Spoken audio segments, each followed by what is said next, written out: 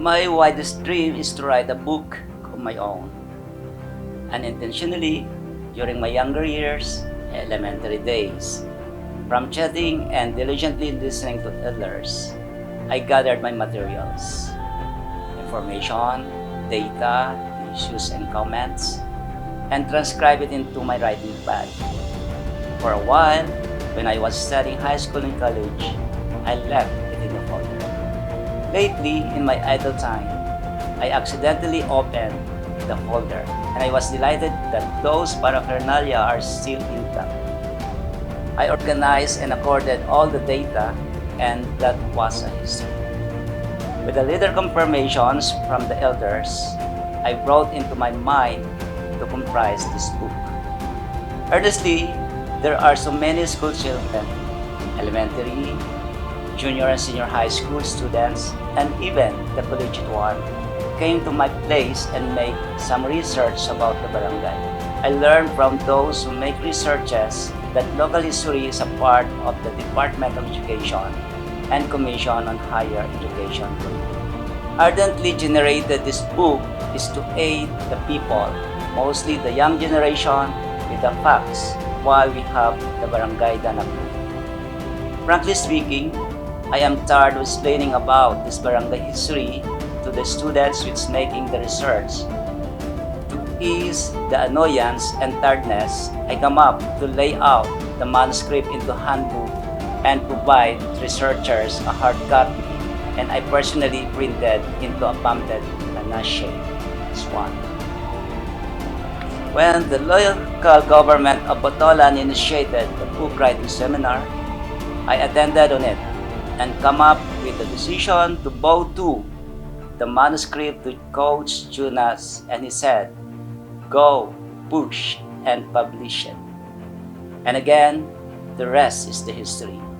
The subtitle? Yes, I know. One word is misspelled, but it was put intentionally.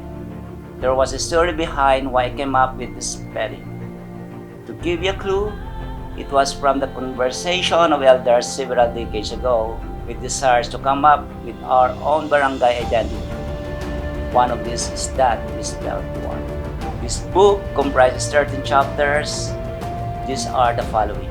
Chapter 1 might interest you to know how this book has arrived. Chapter 2 is the arrangement of the natural physical feature of the barangay, and it includes the topography of the place. Chapter 3 narrates how the barrio was established. Chapter 4 discusses the people, faith, and religion. Chapter 5, the education of the barrio folks. Chapter 6, conventional conviction and social affairs. Chapter 7, feature includes natural scenic view. Chapter 8, folkways, the culture, traditions, and practices mentioned in this chapter. Chapter 9, Barangay Danacbunga administrators and their accomplishment. Here, we can trace the development of the barrio. Chapter 10, the list of Danacbunga Elementary School administrators. Chapter 11, the livelihood, the early barangay folks' means of living, and it's written in our local dialect. Chapter 12, prominent people.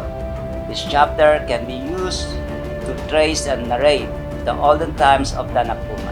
In their own little ways, these people ardently contributed their efforts, time, skills, knowledge, and wisdom. They treated the barrio well known to others with pride and honor.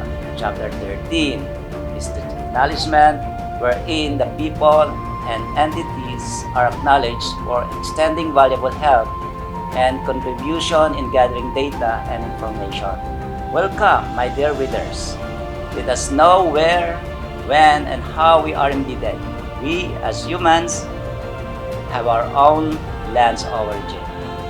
The land where our feet and its first step, with amazing sceneries that our eyes had its first glance, with rich culture and beautiful history that our minds first learn of. Humans are alike of trees, for without our roots, we are nothing. It is where our greatest strength lies. May this book will be a journey of discovery, not only with my barangay folks, but to the historian as a whole. Thank you and God bless.